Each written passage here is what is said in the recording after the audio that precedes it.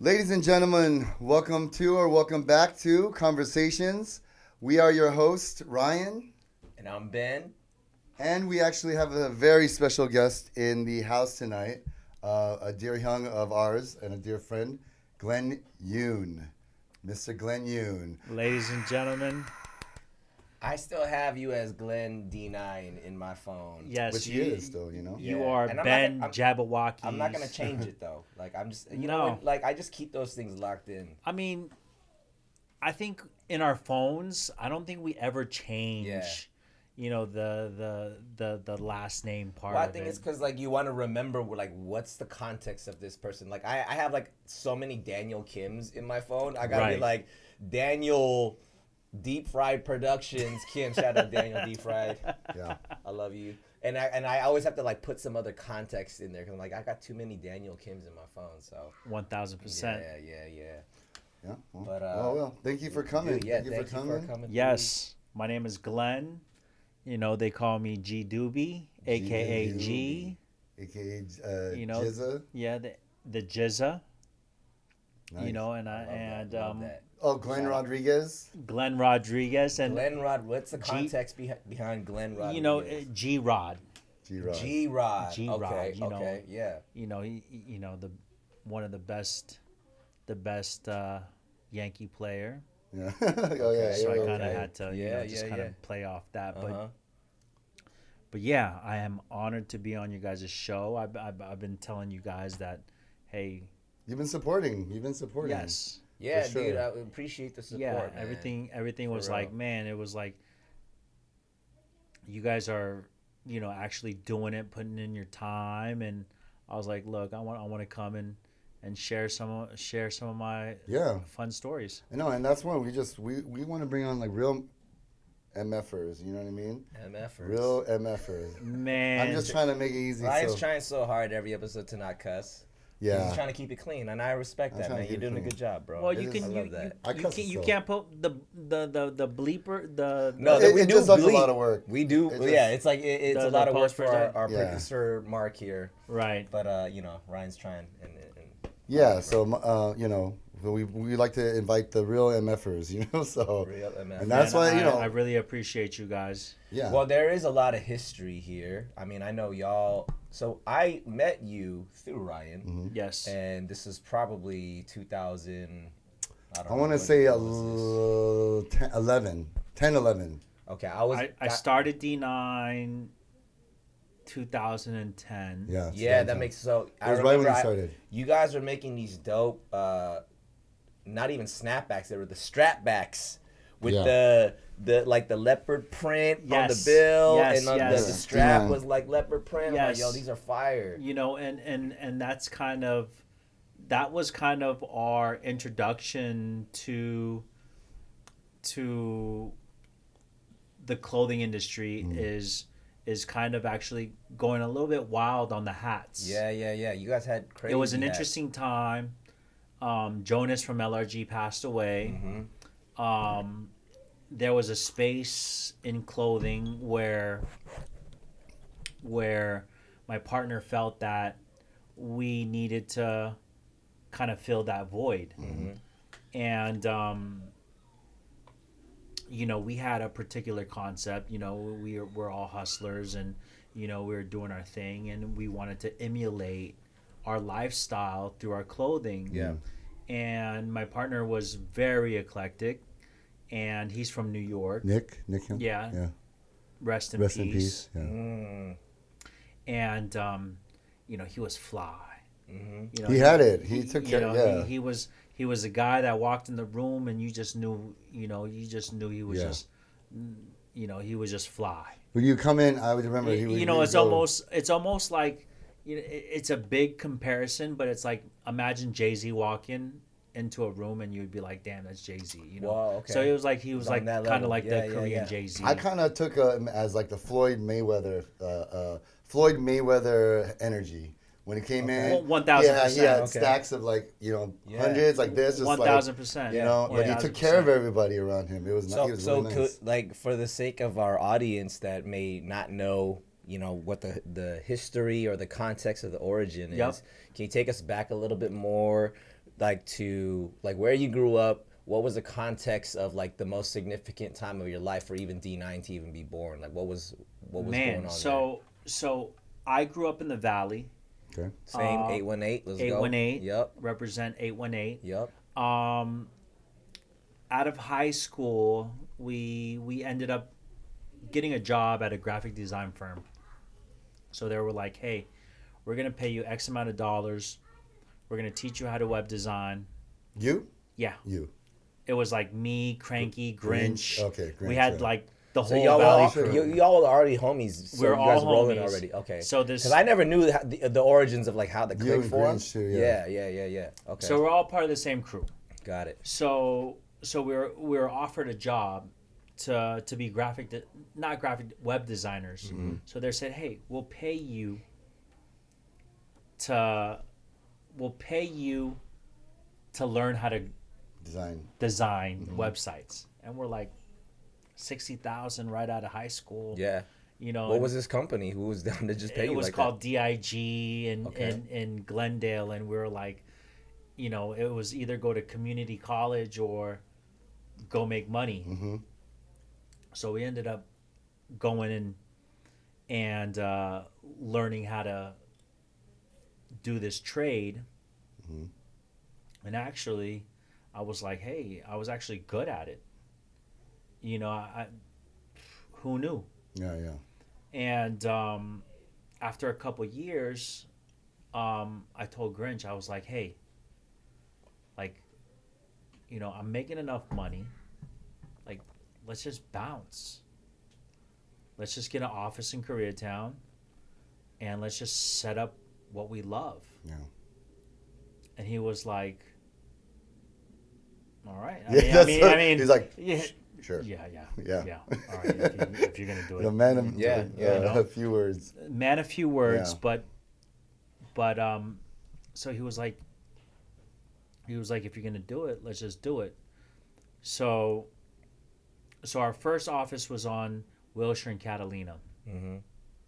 So we got this fancy office, which was like $3,000 a month, Jeez.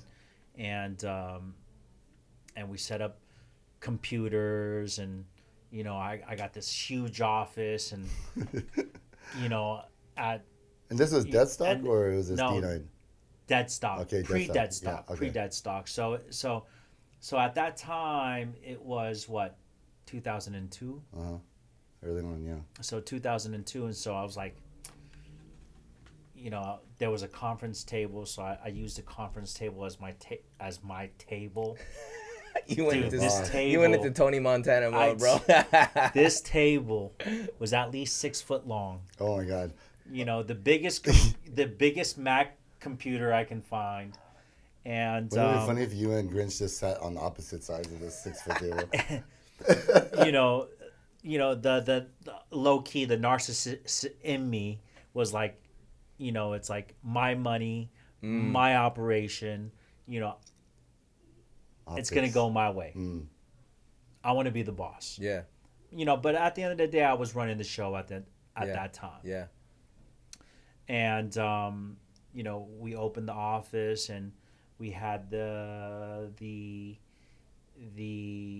thought process of building a web design company, Mm-hmm. because that's what we learned how to do, and we're like actually good at it.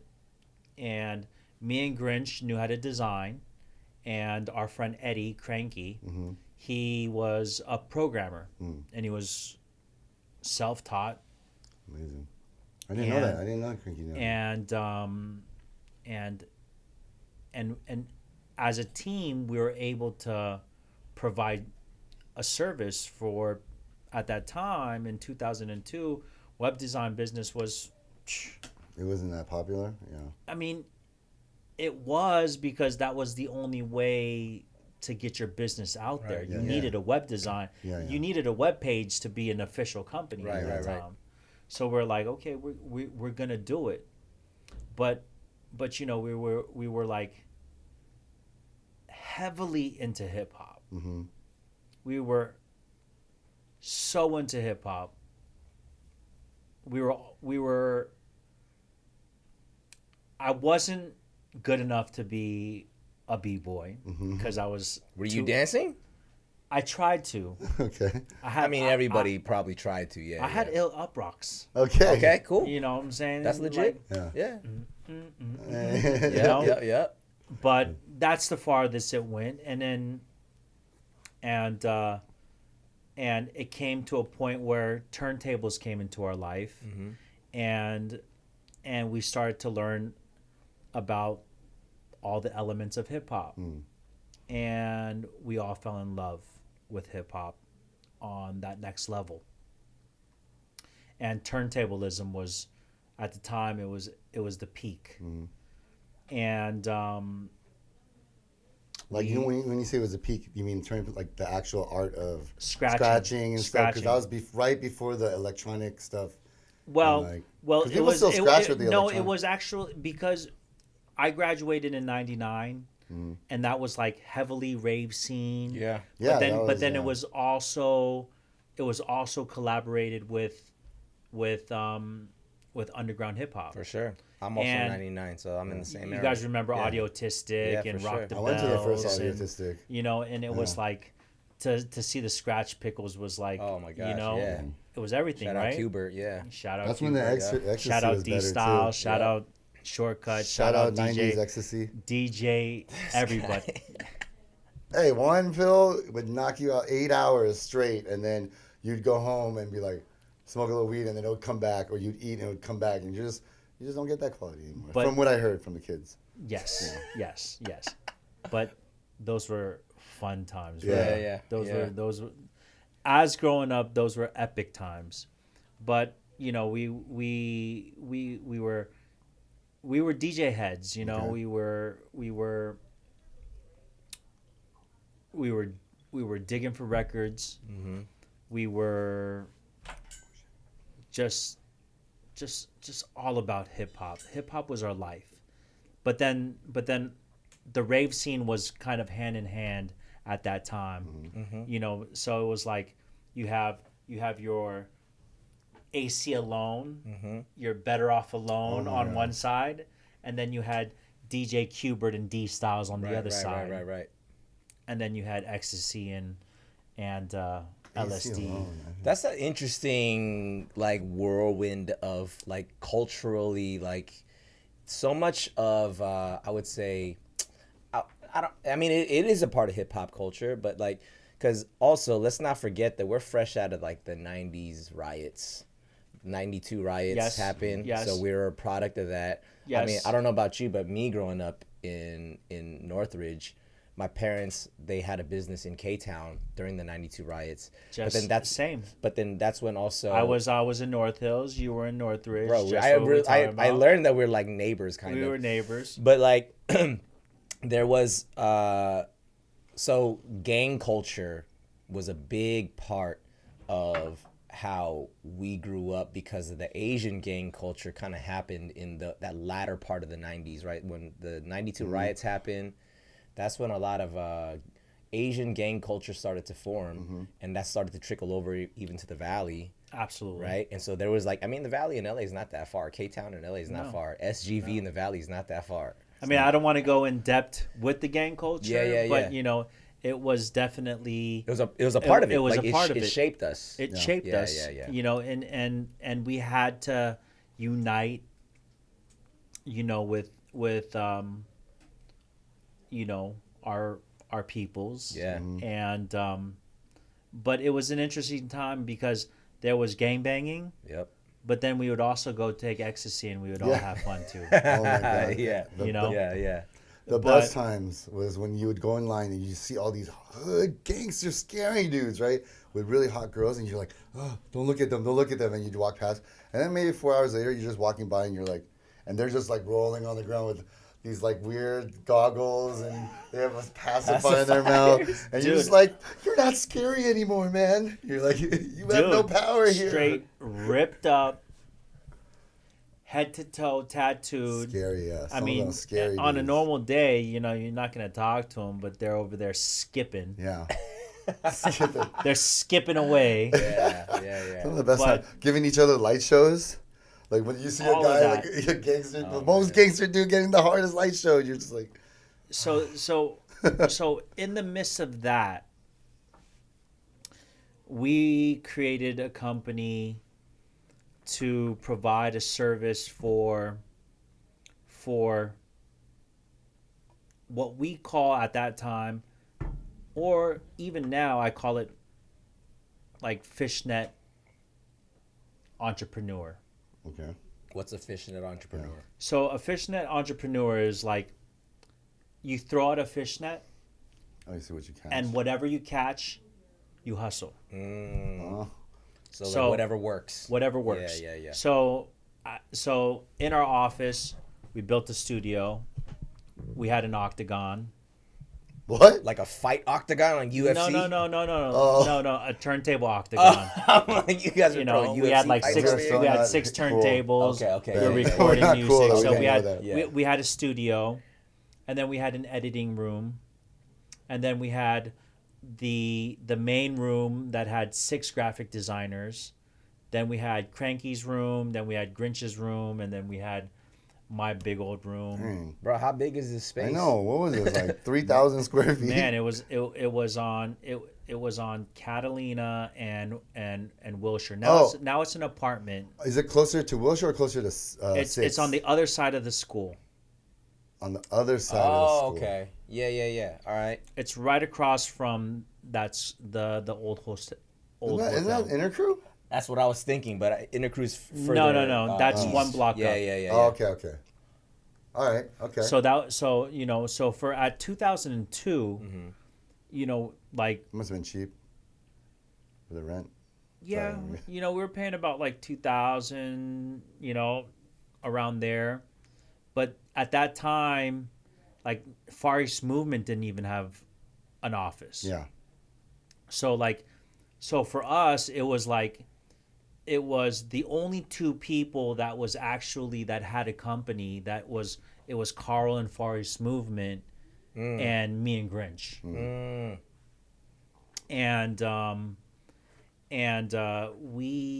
We were like, look, this is the stuff we love.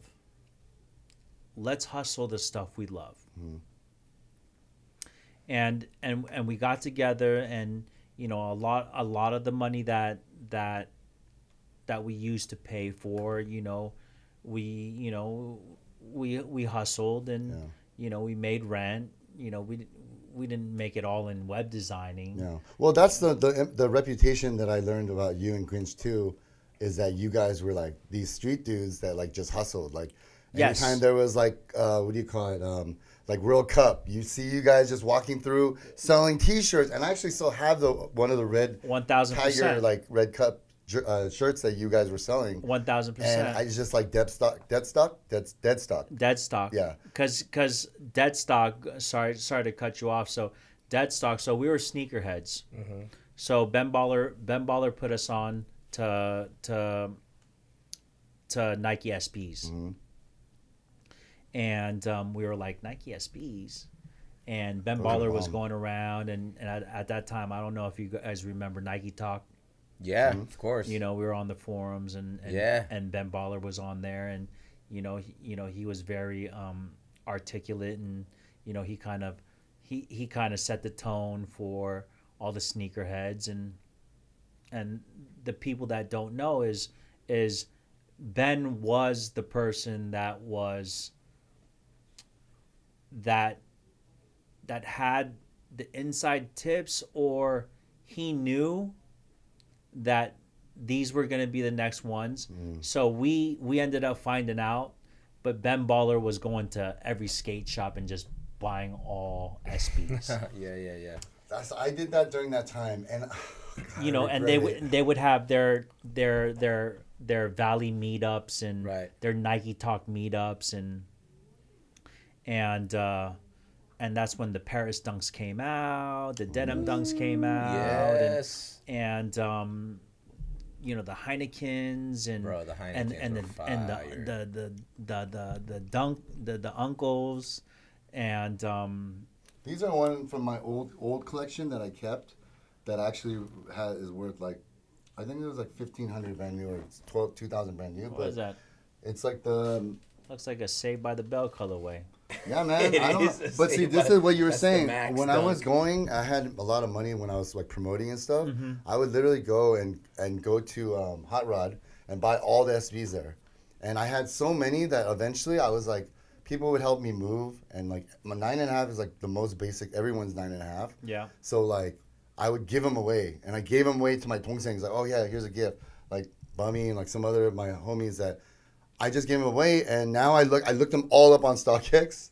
And they're all worth something. And I was like, Dude. I'm Blew so hella dumb, money, dude. bro. You just burned hella money. I know. I'm too generous. I should Like not. like I had a give it pair. away. Me and Thank Grinch. because I think I was the beneficiary. Of You some- might have been. You might have been. We had denim dunks at that time. We you know and that time it was the start of the sneaker lines. Yeah.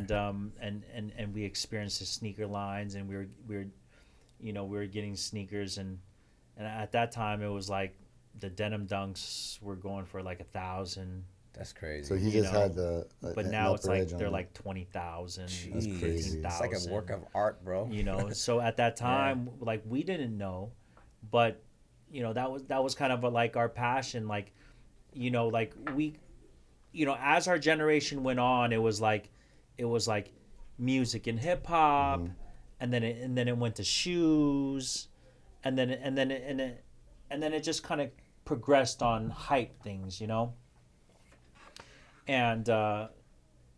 and we just did stuff that we really loved, Yeah. and that's the only way that we knew how to kind of to go in the right direction, because like I said, we were a company that didn't have a direction, that took business on as it came. Mm-hmm. So building our company, which our company was called Lace Productions, like lacing your shoes. Yeah. So our company was called Lace Productions at the time, and we had all the elements for us to create different things for hip hop. So one of the first things is my homegirl Junebug. She was creating these custom mixer faceplates.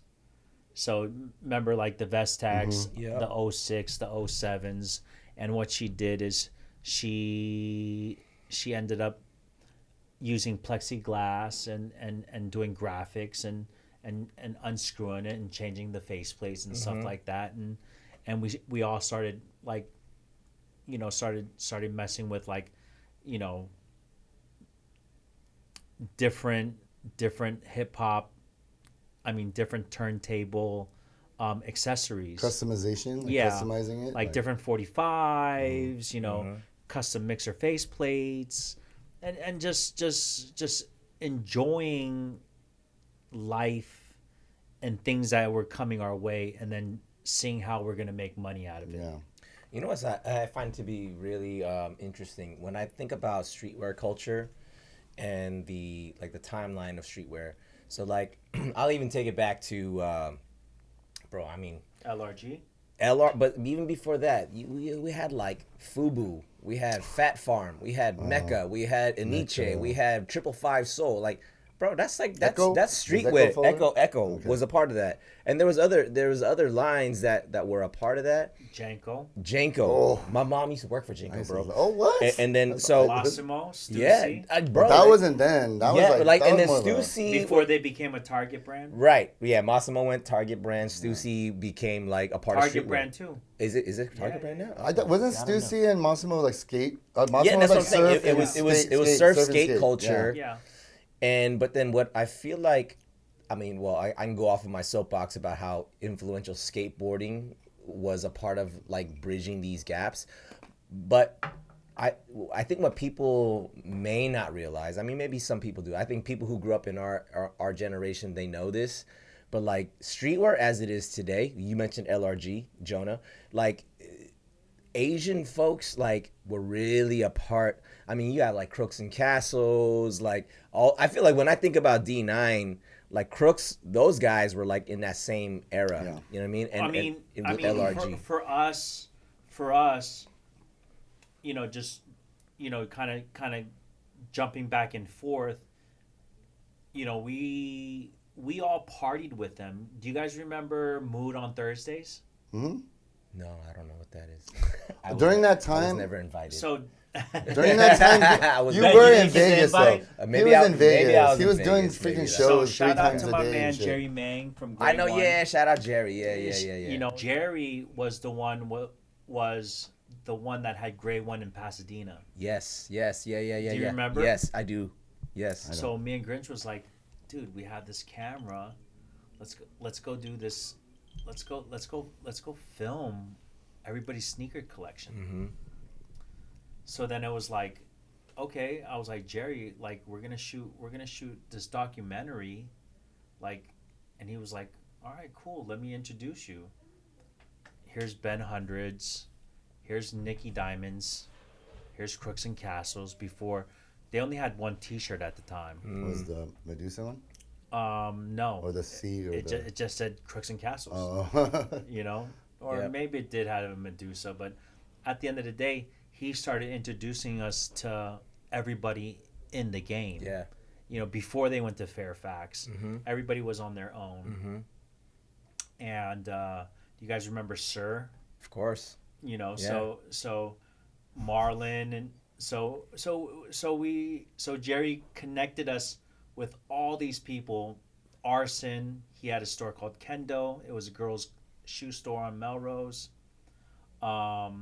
Lena, that's Arson's wife. She ended up going to Nike. So he started introducing us to everybody in the game. Mm-hmm. And the pivotal point is that he introduced us to Nicky Diamonds. Mm-hmm. And Nick was like, at the time, he was like, we did the whole MTV style, like knock on the door, go into his house, go through his collection. And then he was like, look, I'm dropping a shoe. It's called the Tiffany Dunk. Ooh, the one that changed the game. Remember the picture of him holding Bro, the Tiffany yeah. Dunk, and we were so pumped. And through that, we were able to meet almost everybody in the streetwear industry. Mm-hmm. We weren't doing streetwear, but our way in was doing the documentary, and then we were at all the Asian parties or at all the parties, mingling and networking, and so we were blessed at that time to network with all these people and film with them, and gave us this gift of at that time it was just, hey, we're just shooting, but 10-15 years later down the road, all these guys became multi millionaires, and we were able to start building and and that's when Dep Stock started, and and then we went from there. That's where I met Grinch at that time, and then I knew I met you earlier, and I would see you and say hi, but like I think I really got to know you during that time, Right. And then was kind of like we would see each other, and then what solidified is when you started D9, you didn't have like a shipping thing, so you would ship stuff through us. Do you remember? Yep. To New York, you would ship yep. D9 stuff. Yep. And so that's how we kind of got connected. And he would always be like, "Come by the warehouse." And Yep, like, I'll lace yep. you up and stuff. What was the like start year of D9? 2010, right? We launched it 2010. I came up. So in 2007, we closed Lace Productions. Okay. 2007. So we ended up moving across the street. I started doing more movie. I started doing more movie production, and I started doing more music video production for Korean artists. And I was like, man, I love doing production, and that kind of led us to kind of drifting off our main focus of graphic designing, and I ended up getting hired to work for an artist named Seven Oh yeah. from Korea. Yeah. Yeah. Yeah. Yeah.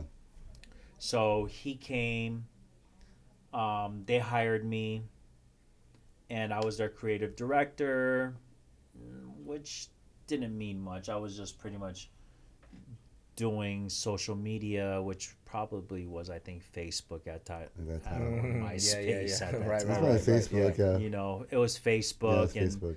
and doing that, and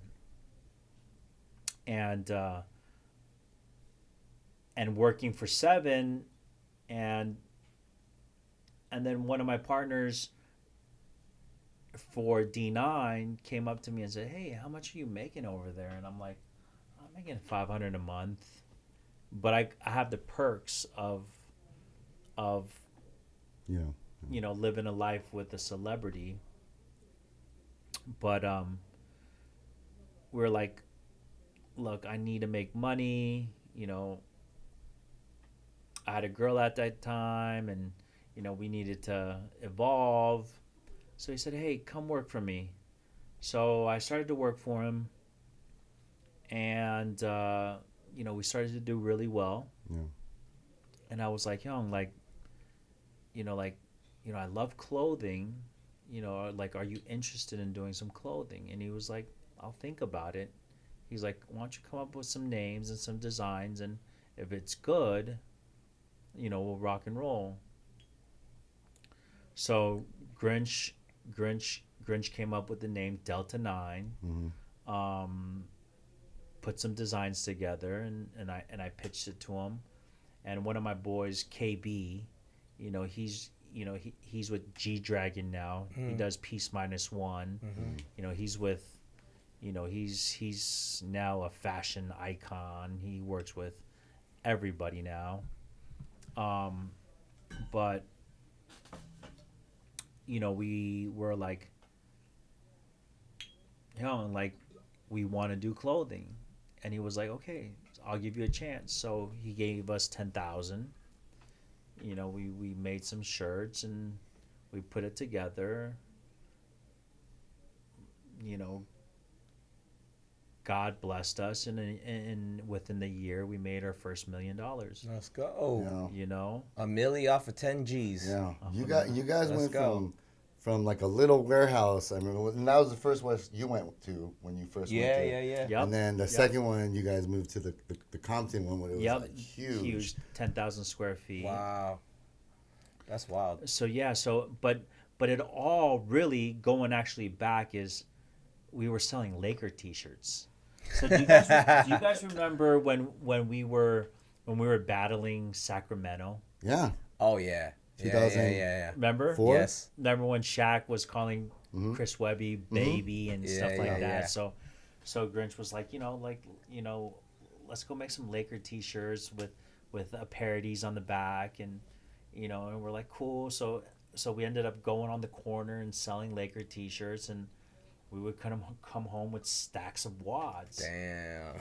So that's kind of like our introduction to like making shirts and seeing how, our ideas to shirts to money was actually a good business. Yeah. But, fast forward, we approached our big homie and we were like, "Look, we have this idea. This is our lifestyle. Let's emulate this lifestyle into clothing, and let's see if it works." And he never told me, but he had 5 clothing stores in New York. He never told me. Okay. He had he had a lot of clothing stores, but he's Korean, so he's young. I mean, he would be 53 now, but at the time, like, you're making money, so like your parents would be like in charge of everything, but he was running the show. He kind of got jaded. He did what he did. I approached him years later with D9, invested 10 G's to $1 million, and we went to our first trade show. And then when he went to a trade show, he was like, oh, I know this sales rep, I know this sales rep, I know this guy, I know this guy. And everything just came together. And I was like, man, really, like, I see people these days, like, you know, you have a good idea, you have a good name, you have a good design, but it'll only take you so far, the grassroots way of working, right? Yep. So I actually, during Lace Productions, Dep Stock Productions, and we were making small money, but we're having fun. But once I got into that platform of understanding the actual business of clothing, and once you have that network, it's your net worth. I remember that shirt. Right? Yeah. Your network is your net worth. Yeah. And how I digested it was like, this sales rep was like, hey Nick, you're doing a new clothing brand? I'll be your sales rep. And then this guy was like, oh, you're gonna be a sales rep? I'll be a sales rep too. So then all of a sudden we have South, West, East, you know, and then it was like we don't have enough clothes to sell. You can't, yeah. You know, so it was like not understanding how to run a clothing business, but really you need people, the right people, to make things happen the right way. Yeah.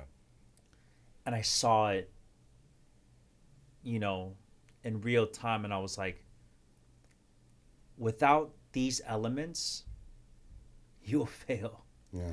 So, how much of this do you feel like was timing?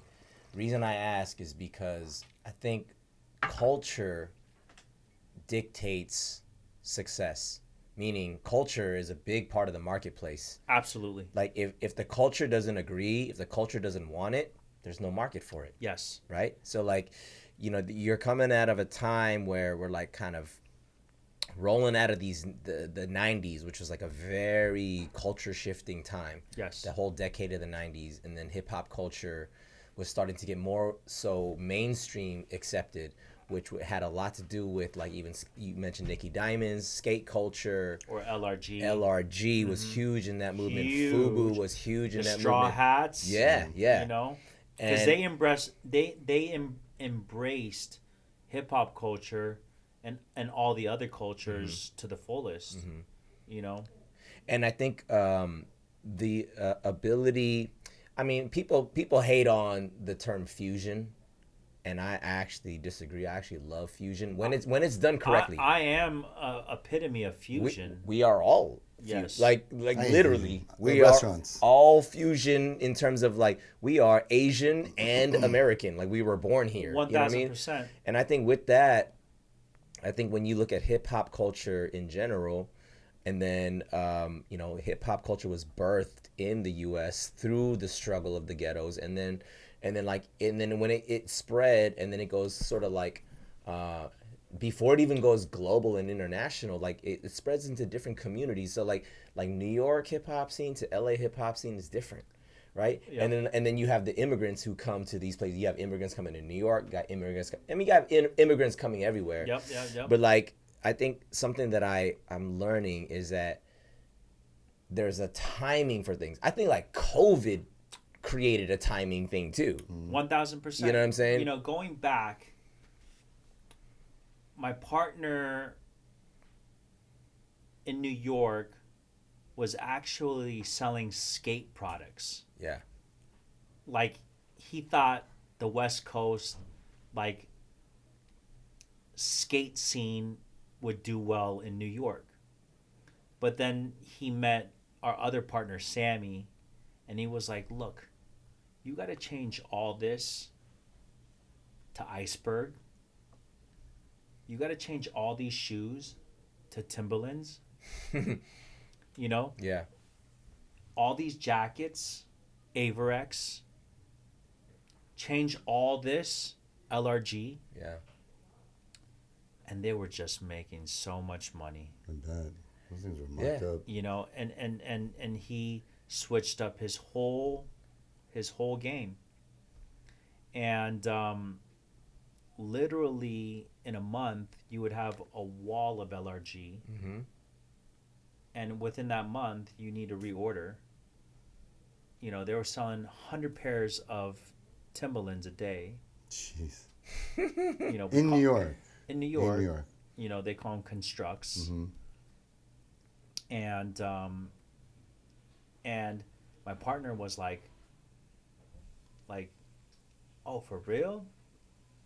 So he quickly changed and started to understand what New York needed to really blast off. Mm-hmm. And I'm going to tell you a funny story after this, but he changed his whole business model, made millions of dollars. Parents fucked him over, got jaded, lost $3 million at the Palms. My Palms host calls me and says, "Hey, I have this guy. He just lost $3 million. He's about to commit suicide. He was about to jump off the penthouse." Fudge. And he's like, "Look, we're gonna take a private jet to come meet you." And at that time, you know, I had certain things that can help him out to get out of his hole. And we met 6 months later. I made him back into a multimillionaire. Let's go. And again, timing's everything. And before we made our first million, Jonas passed away. So he said, "Look, this is our time to strike." And he had such a strong personality, and that's what we're missing in today's society, of people that are very just no fear, go get it, have the vision, don't look back, and just shoot your shot. Mm-hmm. And that's what I learned. And for me, I wasn't as proactive, but I was able to make his ideas come to life. So he would say, "Hey, I have this idea." You know, I was there for one of those moments. 1,000%. I was there, like 1,000%. at the office. So he would say, "Hey, I have this idea. I want it in this color. I want this on it. I want this, this, this." And I would go make it for him. Mm-hmm. And it would make a lot of money. And I would just run the program. And that's how I learned, like, really how business needs to be structured in a way to be successful. And it was really important. Like, everybody can be like, "Hey, you know, we put things together and do this, and, you know, we hope." But it's like, no, you need XYZ. Like, you need it. If you don't have it, it's not going to happen. So, you know, I learned very quickly we had an amazing ride, and Good run. it was life changing, you know. Yeah. You know, I like this is so dope because I feel like what you're saying is like it's filling in a lot of gaps even for me because I knew a lot of I'm not in the streetwear scene, like not like that, like I know, But you're a dancer, yeah, so yeah, like but I mean He I'm, wears you know it. but dancers were No, for sure. are fly, you know. He'll rock it. He We knows it. hired dancers as models because they knew how to. They were fly, and you know they just knew how to. for sure. Make it look cool. Yeah. I mean, like speaking of like the Crooks and Castles guys, I mean, like they floated us a ton of gear. I mean, we 1000%. even like collab with them, you know, after we finished ABDC. But like that whole streetwear culture, I feel like the timing of it, because when we did ABDC, which was 2008, and that's when Crooks was popping off, Hundreds was popping off, Diamond, like in Fairfax was popping, right? Oh, shout out to all of them. Already Supreme was already like, they were like cornerstone of Fairfax, right? Yep. But like for me, I mean, Supreme to me was different because I grew up as a skater. Yep. And Supreme is 100% a skateboard culture brand. 1000%. And then it's become what it is today. Yes. But like, I think what I am learning is like, I don't know all the weeds of the business of that particular industry, other than I'm like, yo, I know like who the sort of major players are. I kind of know how these things are kind of like where they came from, where the origins of them came from. But like hearing the actual like the struggle to the you know the pivoting and all that stuff, like that's different for me. It's insane because I was able to document it. Mm-hmm. Like I was the only person to actually at that time have a camera to go and document streetwear coming alive at that time through sneakers. Yeah. Shout out to my man Croatian Dre, Project Blitz. You know, it was at that time it was a culmination of our culture being birthed. Mm-hmm. Growing, yeah. And it was so much fun. It was so much fun. It was just, you know, we were like, this is what we're gonna do for the rest of our lives. Mm-hmm. But yeah, it was all timing, and God's divine timing. Mm-hmm. And it was the ride of my life. You know, I've flown around the world 3 times, went to Monaco, went to Cannes, you know, private jets to yachts to, you know, $100 Caesar salads to. We had steak and lobster with you on the top of the Palms in a party with random strippers going on. We've talked about this on the pod. Yeah, right? Yeah, so anyone who's watched that story that me and Ben had talked about, the lobster story, it was with Glenn over here that he invited. And it was you were like, yo, work with D9. And you were trying to give me a job because this is when I left my store and I was like having things with my family. And I remember just like you welcomed me with open arms, invited me to Vegas. That's where you were there, and then we met with you. Yeah. And I was like, bro, come up, man. We're having steak and lobster. And you're like, I came up for the "Word?" steak Yeah, and you lobster. I came- wasn't ready for everything Steak else. for the stripper. You Was know? French Montana there? French was there. I remember. French Montana was there. I was. It was yeah. a night. And was a that's night. kind At of that time, French Montana didn't even know what steak and surf and turf was. Yeah, I remember. Yeah, and you know the crazy thing is that that weekend was so epic for me and crazy and just I came back a broken man that I was like, I don't know if I can do Came this. back a broken man. Yeah, we went to the strip club. I got like what do you call it? Like not trolled, but like scammed by a stripper, and then on top It's of that, all circling back now. Yeah. 'Cause we've talked about yes, this. and yeah, and I just and then luckily another hyung saw me, and everyone was knocked out in the room, and he's like, dude, you look, get up, get your stuff, we're going back to LA.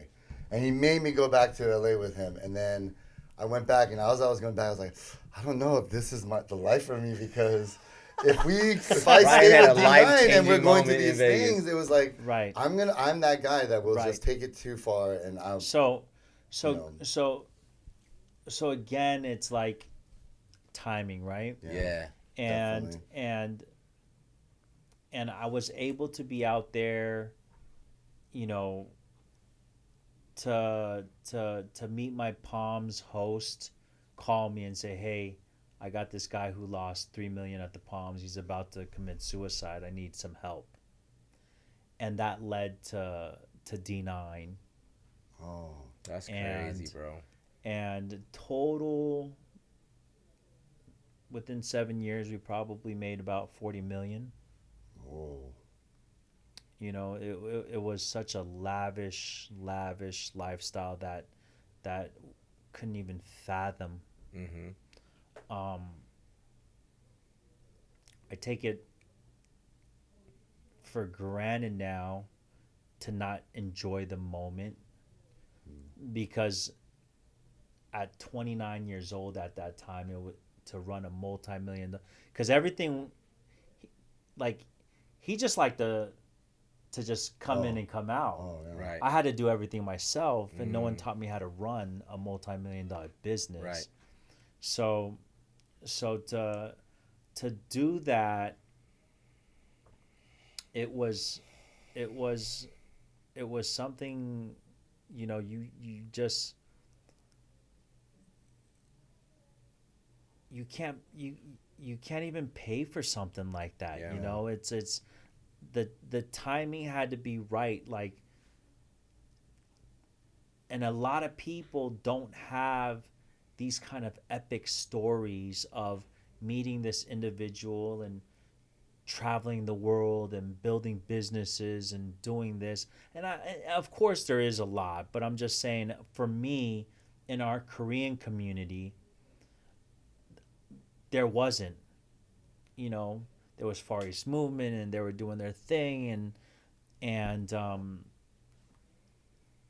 for us it was just like, hey, this guy has this energy of somebody that I've never ever felt before, and I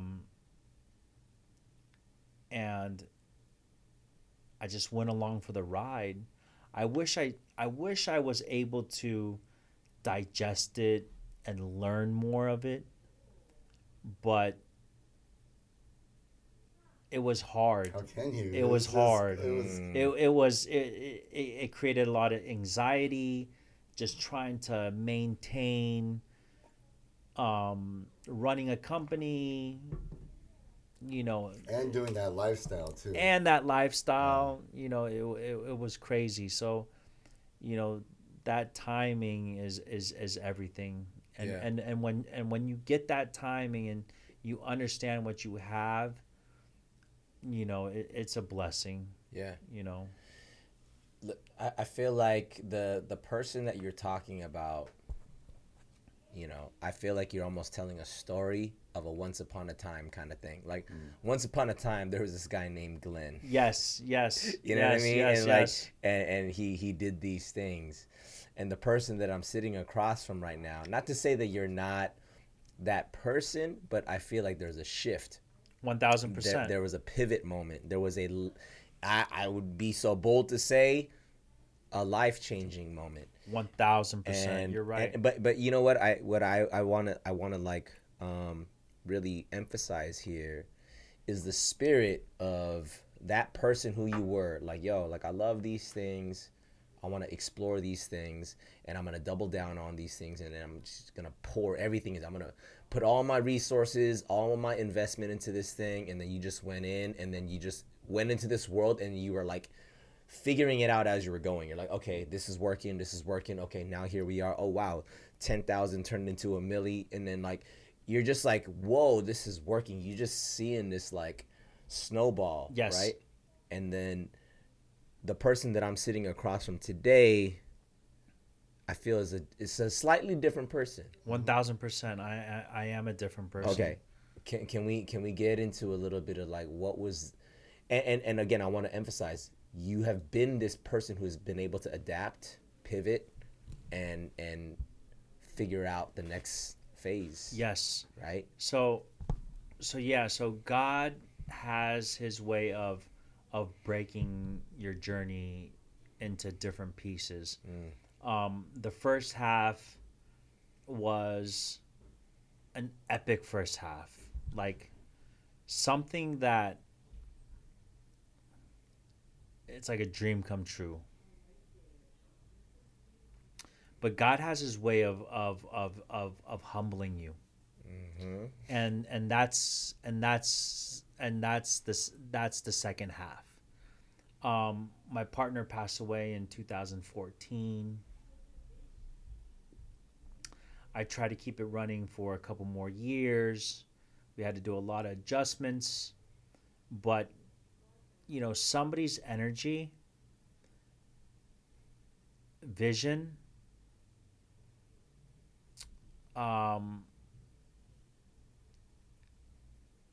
there's only a certain individuals in this world that have it. And there's a reason why they have it. Like, let's say Mark Cuban or, these multi-billionaires. There's that it factor with these people, They just have a different type of drive, a different type of mindset. Understanding. They're one, maybe it's they have no fear, or I don't know what that it factor is. I can't compare myself to him. I always trying to say, hey, what would Nick do? But man, it was hard to fill his shoes. And in that moment I had to adjust, and that made me into a different individual, because I had somebody that was able to, hey, do this, do this, do this. And as long as I followed what he told me to do and then put my spin on it, because he would tell me, hey, create this. But then I had my own vision of what his vision is and what everybody in the circle, like Diamond, Hundreds, everybody was doing. So I would take his vision, his New York style vision, and then kind of fusion it with LA vision, the LA style. So fusion is, so D9 was a fusion of New York and LA together. I felt that. Oh yeah, for sure. I felt that in the essence of the brand. Yeah. Right. So it was so much fun. It was fun, but it was also scary. Because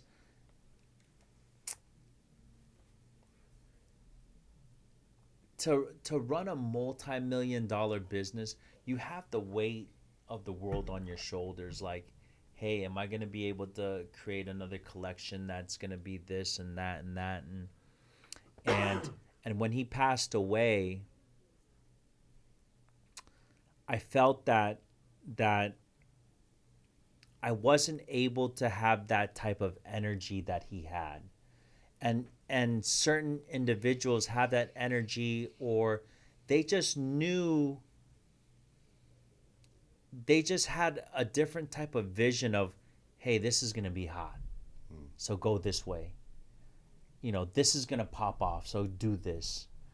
And that's something that I don't have, but he had that. Like, he knew something was going to be popular before it was going to be popular. Yeah. And riding that wave, and then coming now, I kind of now have this whole fusion of how I approach business and how I approach life now.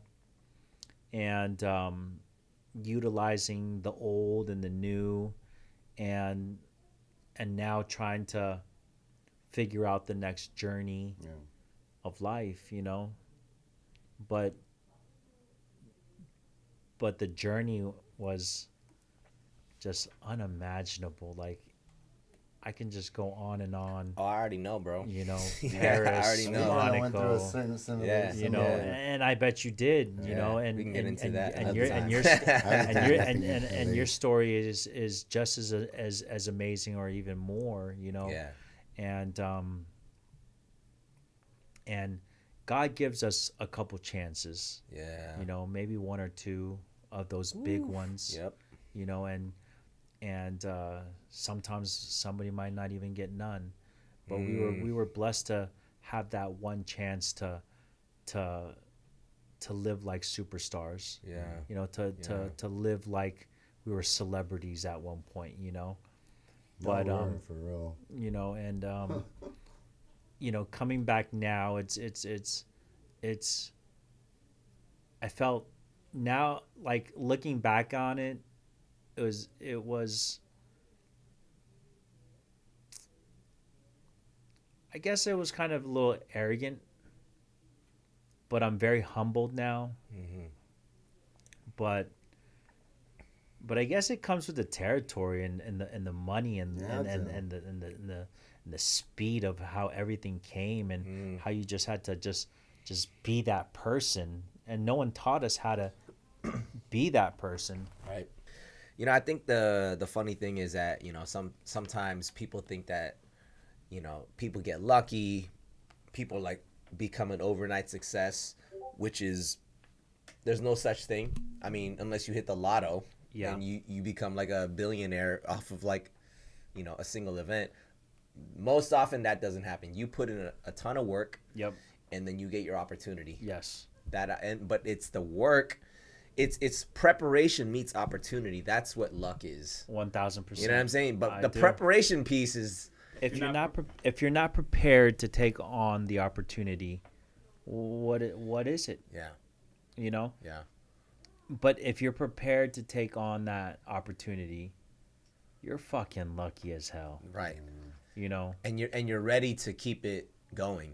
And at that time, I was prepared to take on Yeah, that opportunity, and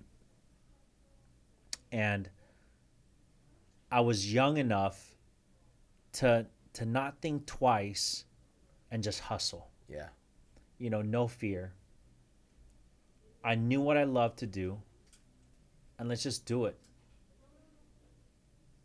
But as you get older, you start to have more fear. Oh, yeah. that's interesting.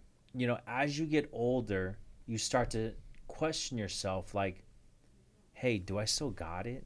Bro, yes. You know, Mm-hmm. can I achieve what I've achieved in the past? Or, you know, all the things that come into play of who we were and who we are now. And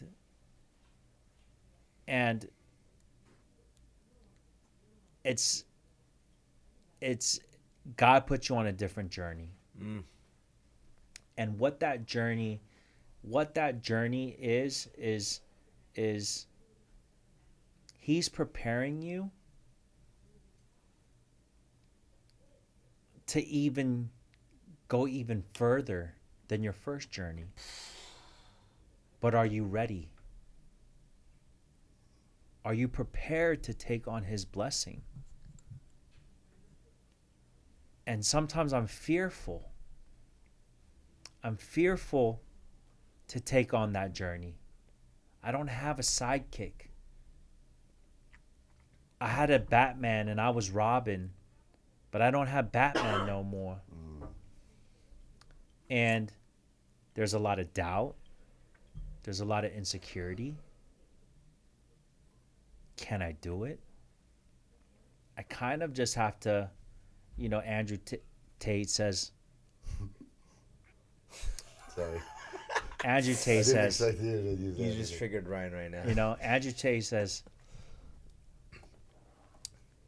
face your inner bitch, because we all have our inner bitch. Face your inner bitch and go get it. And through the gap, that inner bitch just kept on getting more weaker and weaker. And through our friends, through God, through knowledge, learning, because that's that's top 3 is consistently learning, and learning how to be successful. And our second half of our life, we've already learned the first half. Now understand that and apply it to the second half, but then implement God into it and see where that takes you without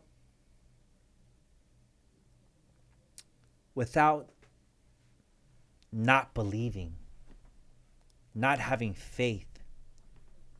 Because you lose faith. Because back when we were young, it just came into our lap and we would run. But now it's like, hey, it's a whole different approach. Yeah. You know? Because we have a different mentality, like you were talking about the second half of your journey, our journey, everybody's journey, but I think once we accept that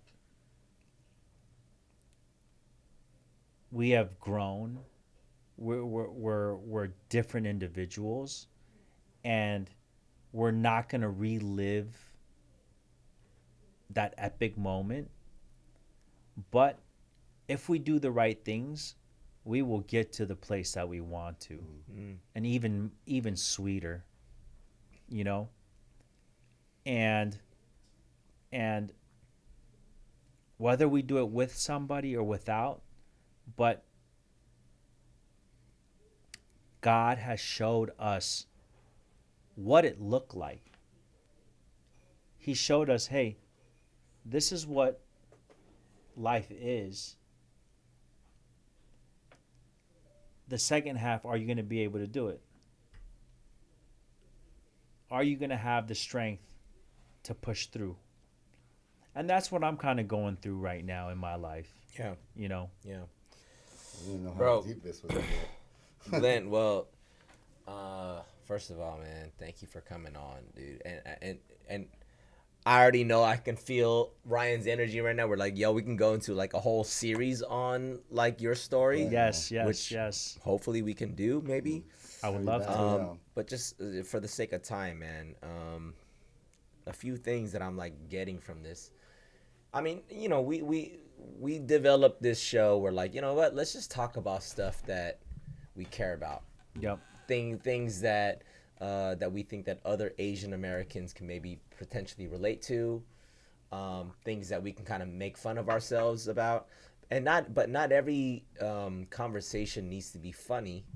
Yeah. Some of it just needs to, and I mean, all of it's real. I mean, we just make fun of ourselves all the time. You know what I mean? Like this, like, you know, this is like our experience. But hearing your story, I mean, for one, I'm personally very inspired because I met you through Ryan, and I learned about D9. I was like, oh yeah, this stuff looks dope, and like I'm like, I don't even know what this brand represents, and then and then I started to learn that it's like, oh, there's like a lot of like weed culture in there. I'm like, I don't even smoke weed, so I'm like, can I even wearing this stuff? Am I a poser right now? But I'm like, some of the stuff that didn't have that were kind of like neutral on the. True. Yeah. But I was like, but you know what? These dudes are Korean. I'm like, man, I'm down to like rep my Korean fam.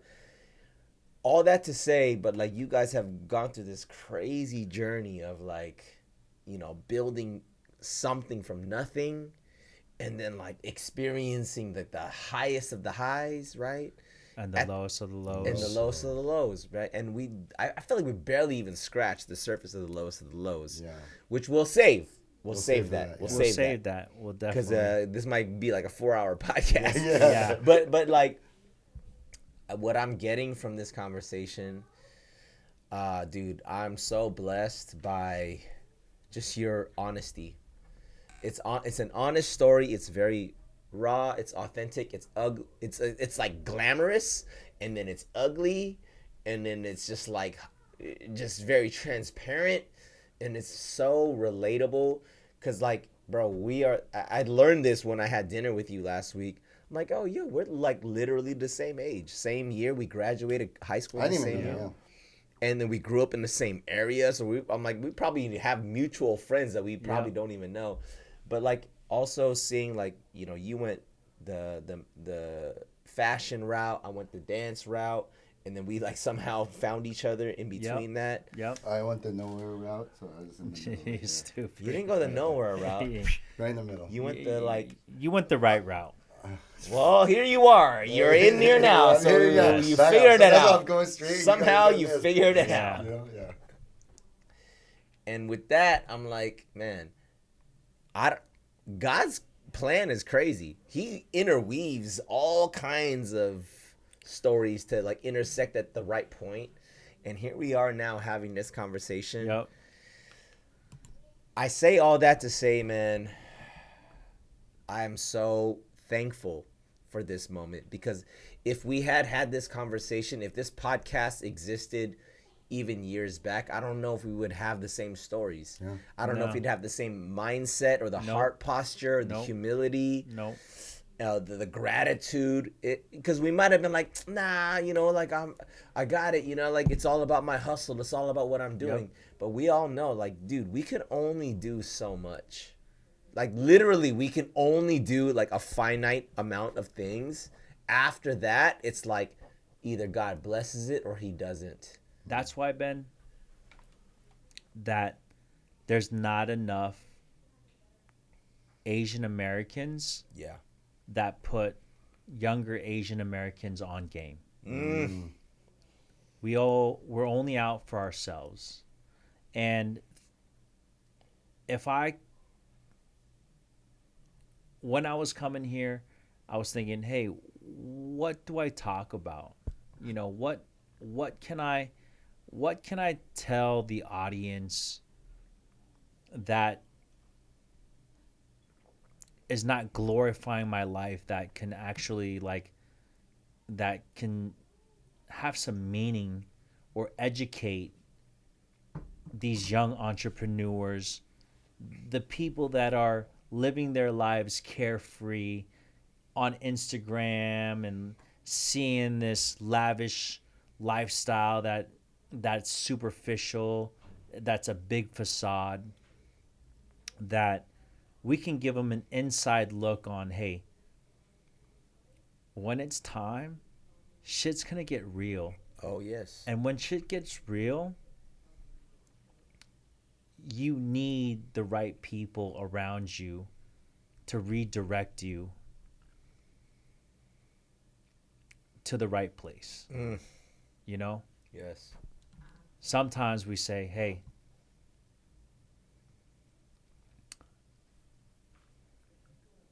I'm at Hell's Gate redirecting people to heaven, Yep. right? Yep. Detour. Like, what's your purpose in life? No, I'm right here in hell redirecting people to the right place. And I have been, like I said, through the highs and highs and the lows and lows, but coming to this point through the struggles, the mental health, just all different adversities, that don't take anything for granted. Hustle hard, you know, Yep. and enjoy life, and be true to who you are as an individual. Yeah.